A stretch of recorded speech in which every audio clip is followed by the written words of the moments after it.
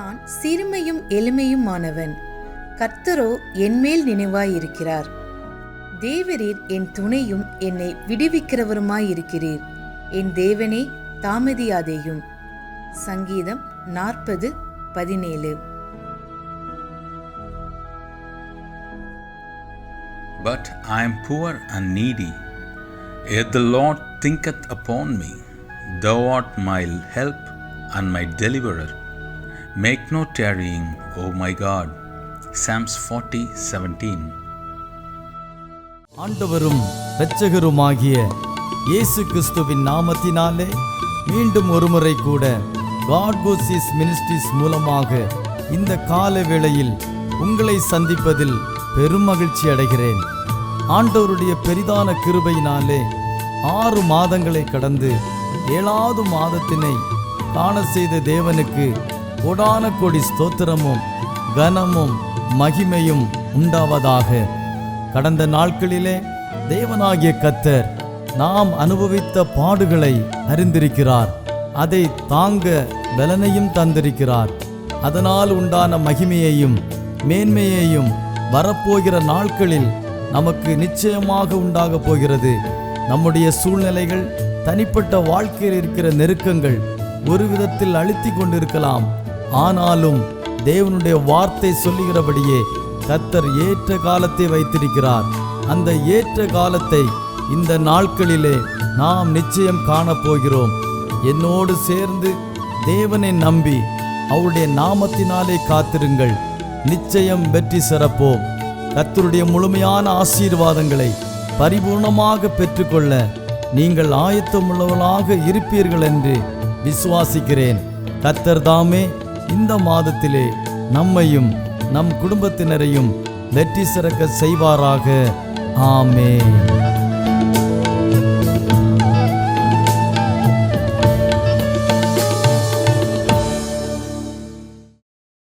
கர்த்தருடைய பரிசுத்த நாமம் மகிமைப்படுவதாக.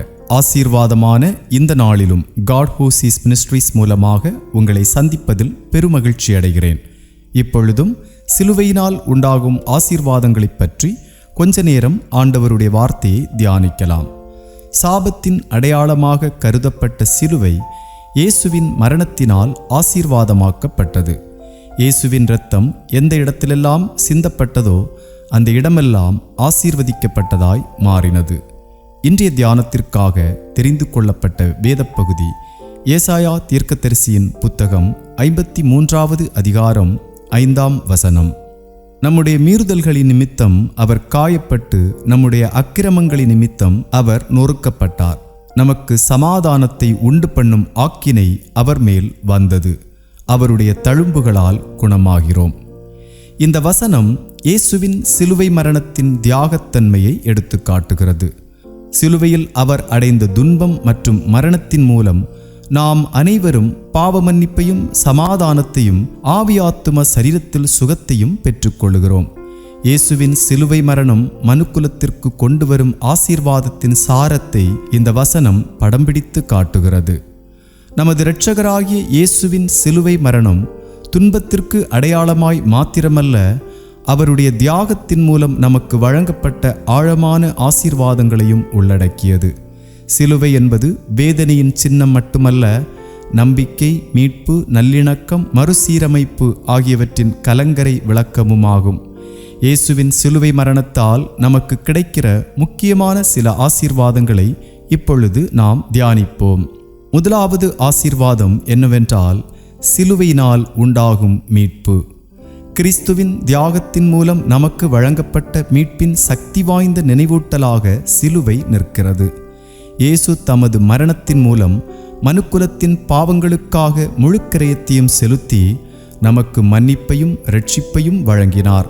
சிலுவையின் மீது சிந்தப்பட்ட இரத்தம் நமது மீட்பின் கிரயமாகவும் நம்முடைய மீறுதல்களை அழிக்கிறதாகவும் தேவனோடு நம்மை ஒப்புரவாக்குகிறதாகவும் இருக்கிறது.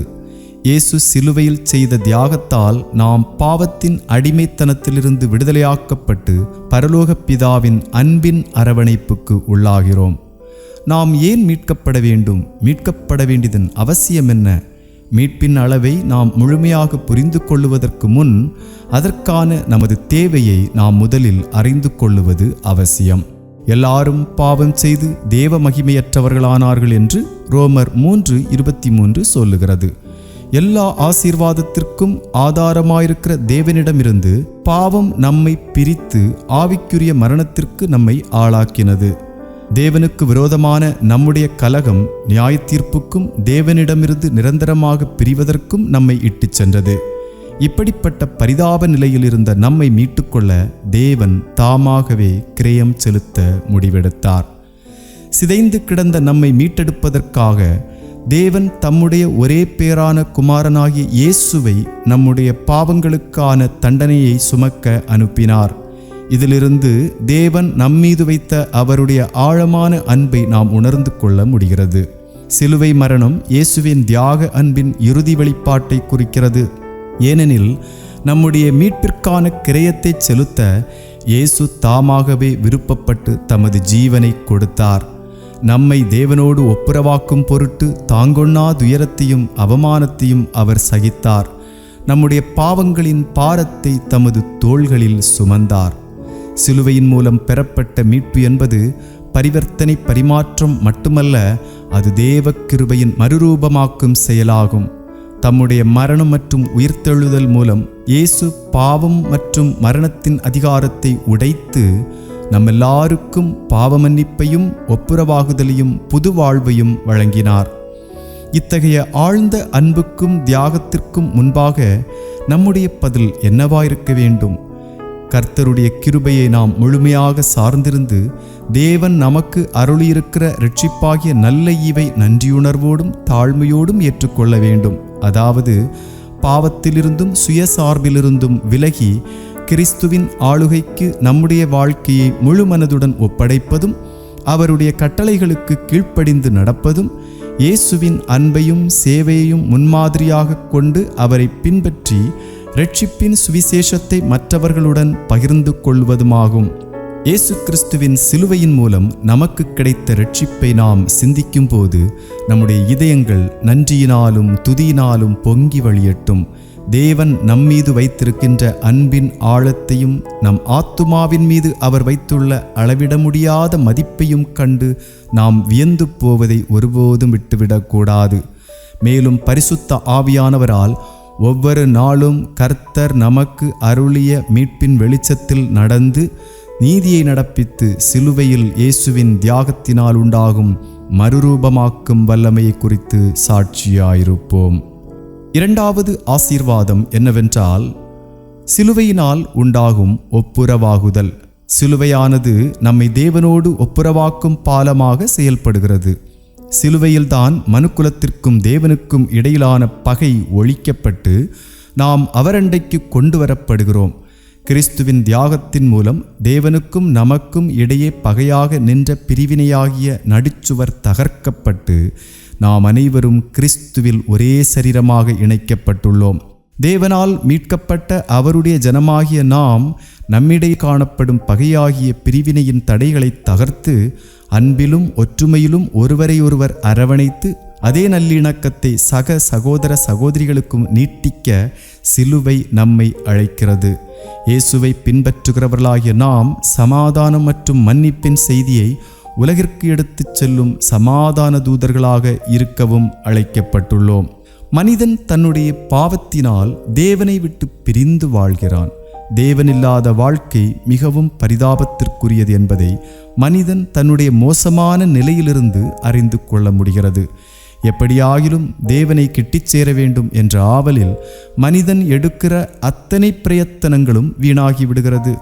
மனிதன் முயற்சிகள் பல செய்தும் அவனால் தன்னுடைய பாவ சுபாவத்திற்கும் தேவனுடைய பரிசுத்தத்திற்குமான இடைவெளியை சிறிதளவேனும் குறைக்க முடியவில்லை. தேவனுக்கும் மனிதனுக்கும் இடையிலான இந்த உறவு முறிவு வேதனையையும் துன்பத்தையும் நம்பிக்கையற்ற நிலையையும் கொண்டு வருகிறது. ஒப்புரவாகுதலுக்கான தேவ சித்தம் மனுக்குலத்தின் மீதான அவரது அன்பிலிருந்து உருவாகிறது. நாம் பாவிகளாயிருக்கையில் கிறிஸ்து நமக்காக மரித்ததினாலே தேவன் நம்மேல் வைத்த தமது அன்பை விளங்க பண்ணுகிறார் என்ற வேத வசனத்திலிருந்து இதை உணர்ந்து கொள்ள முடிகிறது. சிலுவையானது தேவனுடைய ஆழமான அன்பின் அடையாளமாகவும் அவருடனான நமது உடைந்த உறவை மீட்டெடுப்பதற்கான அவரது ஏக்கமாகவும் உள்ளது. இயேசு உலகத்தின் பாவங்களை தம்மீது ஏற்றுக்கொண்டு நாம் அடைய வேண்டிய ஆக்கினையை அவர் அனுபவித்தார். அதே வேளையில் தமது நீதியையும் கிருபையையும் நித்திய ஜீவனையும் நமக்கு வழங்கினார். இந்த பரிமாற்றம் நமது தகுதியின் அடிப்படையில் அல்ல, மாறாக தேவனுடைய கிருபை மற்றும் இரக்கத்தின் அடிப்படையில் அவரை விசுவாசிக்கும் அனைவருக்கும் இலவசமாக அருளப்படுகிறது. சிலுவையில் இயேசுவின் தியாகத்தின் மூலம் நாம் தேவனோடு ஒப்புரவாகுதலுக்கு உட்பட்டு அவருடனான சரியான உறவை மீட்டெடுக்கிறோம். ஒப்புரவாகுதலினால் தேவனுடைய பிள்ளைகளான நாம் இனி பாவத்திற்கு அடிமைகள் அல்ல, மாறாக நாம் அனைவரும் தேவனுடைய புத்திரர்களும் ராஜ்யத்தின் சுதந்திரருமாய் ஏற்றுக்கொள்ளப்படுகிறோம். இந்த ஒப்புரவாகுதல் சமாதானத்தையும் மகிழ்ச்சியையும் நம்பிக்கையையும் நமக்கு தருவதோடு தேவனுடைய அன்பையும் அவருடைய பிரசன்னத்தையும் நம்முடைய வாழ்வில் முழுமையாக அனுபவிக்கவும் அனுமதிக்கிறது. தேவனோடு ஒப்புரவாக்கப்பட்ட நாம் ஒருவரை ஒருவர் நேசிக்கவும், நாம் மன்னிக்கப்பட்டதைப் போல பிறரை மன்னிக்கவும், உடைந்த உறவுகளை குணப்படுத்தவும் அழைக்கப்படுகிறோம். சக மனிதர்களுக்கு அன்பையும் இரக்கத்தையும் வழங்குவதன் மூலம் சிலுவையின் மறுரூபமாக்கும் வல்லமையை நம்முடைய வாழ்வில் பிரதிபலிக்கிறோம். அன்பானவர்களே, இயேசுவின் சிலுவை மரணத்தின் மூலம் நமக்கு கிடைத்த ஒப்புரவாகுதல் நம் வாழ்க்கையையும் நம்முடைய நம்பிக்கையையும் தொடர்ந்து வடிவமைக்கும் ஒரு மகத்தான உண்மையாயிருக்கிறது. தேவகுமாரனாகிய இயேசு கிறிஸ்துவின் தியாகத்தின் மூலம் காட்டப்படும் தேவனுடைய அன்பின் ஆழத்தை நாம் சிந்திக்கும் போது அழிந்து போகும் உலகத்திற்கு நாம் பெற்றுக்கொண்ட நம்பிக்கை மற்றும் இரட்சிப்பின் செய்தியை பகிர்ந்து கொண்டு ஒப்புரவாகுதலின் தூதுவர்களாக வாழ பிரயாசப்படுவோம். நமக்கு வழங்கப்பட்ட தெய்வீக பரிமாற்றத்தை தழுவிக்கொண்டு தேவனோடும் சக மனிதர்களோடும் அன்பை வெளிப்படுத்தி வாழ்வோம். மூன்றாவது ஆசீர்வாதம் என்னவென்றால், சிலுவையினால் உண்டாகும் மறுசீரமைப்பு. சிலுவையினால் நமக்கு மீட்புண்டாகி நாம் தேவனோடு ஒப்புரவாக்கப்படுகிறோம் என்பதோடு நின்றுவிடாமல் இழந்து போனவைகளை மீட்டெடுக்கும் ஆசீர்வாதமும் இதனால் உண்டாகிறது. சிலுவையினால் நம்முடைய ஆவி ஆத்துமா சரீரத்தில் சுகம் கிடைக்கிறது. இயேசுவின் சிலுவை மரணத்தால் சிதைந்து போன நம்முடைய வாழ்க்கை பூரணமடைய வழி பிறக்கிறது. அத்துடன் நம்முடைய வாழ்க்கையை மறுசீரமைப்பதிலும் சிலுவை முக்கிய பங்காற்றுகிறது. இயேசுவின் நொறுக்கப்பட்ட சரீரம் புதிய வாழ்வுக்கு உயிர்த்தெழுந்ததைப் போலவே நம்முடைய வாழ்விலும் மாற்றத்தையும் புது வாழ்வையும் அனுபவிக்க நாம் அழைக்கப்படுகிறோம். சாபத்தின் அடையாளமாக கருதப்பட்ட சிலுவை இப்பொழுது நம்பிக்கையின் அடையாளமாக மாறுகிறது. நம்முடைய வாழ்க்கை எவ்வளவு மோசமான நிலையில் இருந்தாலும் நமது அலங்கோலம் அழகாகவும், துக்கம் சந்தோஷமாகவும், நம்பிக்கையின்மை நம்பிக்கையாகவும் மாற்றப்படுகிறது. மனிதனுடைய பாவத்தினால் கெட்டுப்போன ஒரு உலகத்தில் நாம் வாழ்ந்து கொண்டிருக்கிறோம். இந்த உலகம் வலி, துன்பம் மற்றும் பாவத்தால் நிறைந்திருக்கிறது. பாவம் உலகில் பிரவேசித்த தருணத்திலிருந்து மனுக்குலம் தேவனிடமிருந்து பிரிந்து சிதைந்து போன நிலைக்கு தள்ளப்பட்டது. இந்த முறிவின் தாக்கம் நமது உறவுகளிலும் சமூகங்களிலும் ஏன் நமக்குள்ளும் வெளிப்படுவதை நாம் காண்கிறோம். சிதைவுப்பட்ட நிலையில் இருக்கிற நாம் மறுசீரமைக்கப்பட வேண்டும் என்று எங்குகிறோம். ஆகிலும் நமக்கும் தேவனுக்கும் இடையில் பாவம் உருவாக்கிய இடைவெளியை குறைக்க நாம் இயலாதவர்களாய், முயற்சிகளில் தோற்றுப்போனவர்களாய் இருக்கிறோம். மேலும் நாம் பாவம் மற்றும் அதனால் ஏற்படும் விரக்தியின் சுழற்சியில் சிக்கித் தவிக்கிறோம். நாம் மறுசீரமைக்கப்படுவதற்கு ஒரே தீர்வு சிலுவையே. சிதைந்து போன வாழ்வை மறுபடியும் சீரமைக்க தேவன் தெரிந்தெடுத்த உபகரணம்தான் சிலுவை. சிலுவையானது தேவனுடைய அன்பின் அடையாளமாகவும் இழந்த அனைத்தையும் மீட்டெடுக்க அவர் விரும்புவதையும் குறிக்கிறது. இயேசுவின் சிலுவை மரணத்தின் மூலம் நாம் அவரோடு ஒப்புரவாகவும் நம்முடைய முறிவுகள் குணமடையவும் தேவன் வழி செய்தார். அன்பு மற்றும் மீட்பின் காட்சியை இயேசுவின் தியாகம் நம் கண் முன்னே கொண்டு வருகிறது. அன்பும் நீதியும் மிக ஆழமான வழியில் குறுக்கிடும் இடமே சிலுவையாகும். பாவமறியாத தேவகுமாரனாகிய இயேசு உலகத்தின் பாவங்களை மனமுவந்து தம்மீது ஏற்றுக்கொண்டதோடு அதற்கான தண்டனையையும் தாமே அனுபவித்தார். அவரது தியாகம் அவருடைய அன்பின் உச்சக்கட்ட வெளிப்பாடாகும். அந்த அன்பு எல்லையற்றதாகவும் நமக்காக ஜீவனை கொடுக்க ஆயத்தமானதுமாயிருந்தது. இயேசுவின் சிலுவை தியாகம் பாவ மன்னிப்பை வழங்குவது மட்டுமல்லாமல் நம் அன்றாட வாழ்விலும் மாற்றத்தை கொண்டு வருகிறது. இயேசுவின் மரணம் மற்றும் உயிர்த்தெழுதல் மூலம் நமக்கு புதிய வாழ்வு பிறக்கிறது. பாவத்தின் அடிமைத்தனத்திலிருந்து விடுதலையும் பரிசுத்த ஆவியானவரால் அதிகாரமும் நமக்கு கிடைக்கிறது. நமது வாழ்வின் உடைந்து போன பகுதிகளை செப்பனிட்டு சீர்படுத்தவும், உறவுகளை மீட்டெடுக்கவும், கிறிஸ்துவின் சாயலாக நம்மை மாற்றவும் இயேசுவின் சிலுவை மரணத்திற்கு வல்லமை உள்ளது. இயேசுவின் இரத்தத்தால் மீட்கப்பட்டு கிறிஸ்துவை பின்பற்றுகிறவர்களாகிய நாம் அனுதினமும் நம்முடைய சிலுவையை எடுத்துக்கொண்டு அவரை பின்பற்ற அழைக்கப்படுகிறோம். இதன் பொருள் என்னவென்றால், இயேசுவிடம் நம் வாழ்க்கையை முழுமையாக அர்ப்பணித்து அவருடைய மீட்பின் பணியை நம் இதயங்களில் வேரூன்றச் செய்து உலகில் அவருடைய மறுசீரமைப்பின் கருவிகளாக வாழ்வதும் ஆகும். பிரியமானவர்களே, சிலுவையின் ஆழமான உண்மையை ஒருபோதும் நாம் மறந்துவிடக்கூடாது. இயேசுவின் தியாகத்தினால் நாம் மீட்கப்பட்டு தேவனோடு ஒப்புரவாக்கப்பட்டு மறுபடியும் சீரமைக்கப்பட்டவர்களாய் ஒரு புதிய வாழ்வை பெற்றிருக்கிறோம். சிலுவையினால் கிடைக்கும் இந்த ஆசீர்வாதங்களை பற்றி சிந்திக்கையில் கிறிஸ்துவின் தியாகத்தின் மூலம் நமக்கு கிடைத்த இந்த உன்னத அன்பை நினைவில் கொள்வோம். கேட்போர் அனைவருக்கும் இந்த இரட்சிப்பின் நற்செய்தியை பிரகடனப்படுத்தி சிலுவையின் நற்செய்தியை எப்பொழுதும் நம்முடன் எடுத்துச் செல்வோமாக. இயேசு கிறிஸ்துவின் சிலுவையின் மூலம் நமக்கு அருளப்பட்ட ஆழமான ஆசீர்வாதங்களை பிரதிபலிக்கும் வாழ்க்கை வாழ்வோம்.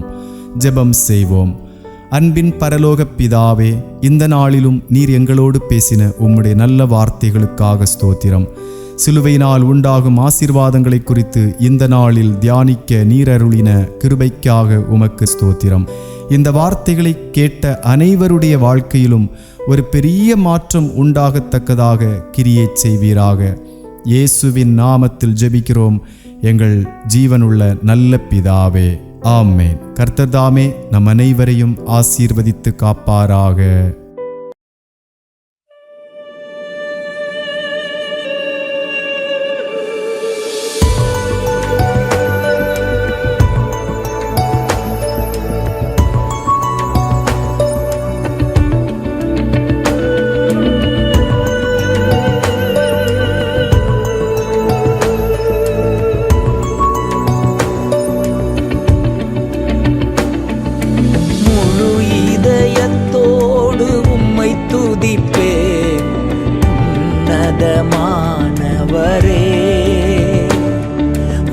அதிசயங்கள் எல்லாம் எடுத்துரைப்பே, அதிசயமானவரே.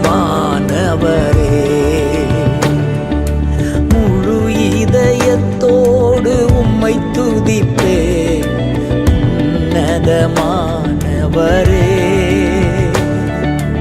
அதிசயங்கள் எல்லாம் எடுத்துரைப்பே, அதிசயமானவரே.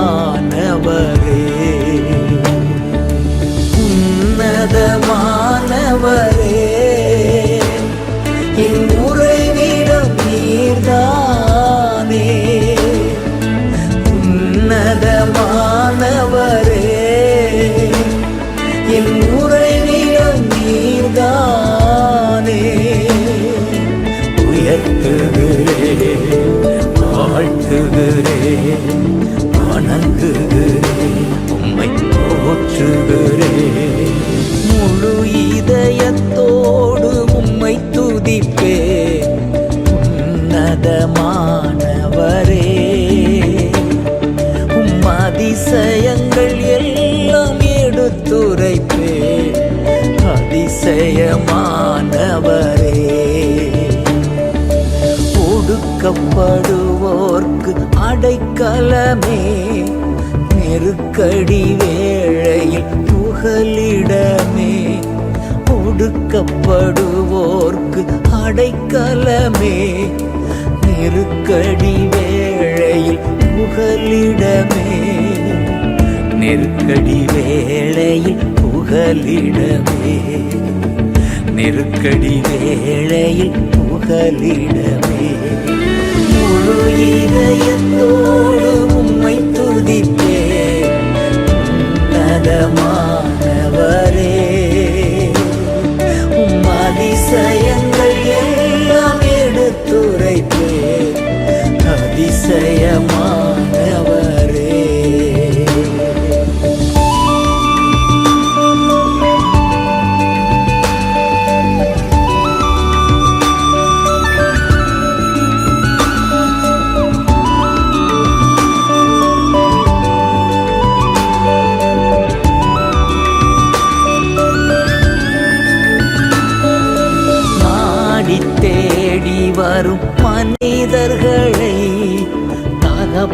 கைவிடுவதே இல்லை. நாடி தேடி வரும் மனிதர்களை தகப்பன் கைவிடுவதே இல்லை. ஒருபோதும் கைவிடுவதே இல்லை. ஒருபோதும் கைவிடுவதே இல்லை.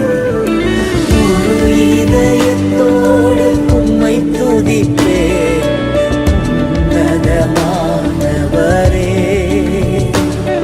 உம் அதிசயங்கள் எல்லாம் எடுத்துரைப்பேன் அதிசயமானவரே.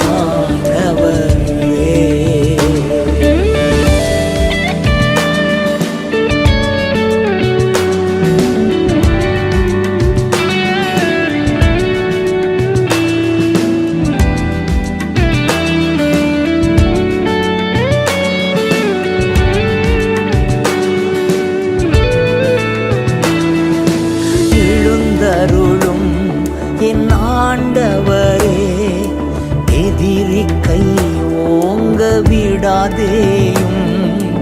எழுந்தருளும் என் ஆண்டவரே, எதிரி கை ஓங்க விடாதேயும். எதிரியின் கை ஓங்க விடாதேயும். எதிரியின் கை ஓங்க விடாதேயும். முழு இதயத்தோடு உம்மை துதிப்பேன் உன்னதமானவரே. உம் அதிசயங்கள் எல்லாம் எடுத்துரைப்பேன் அதிசயமானவரே.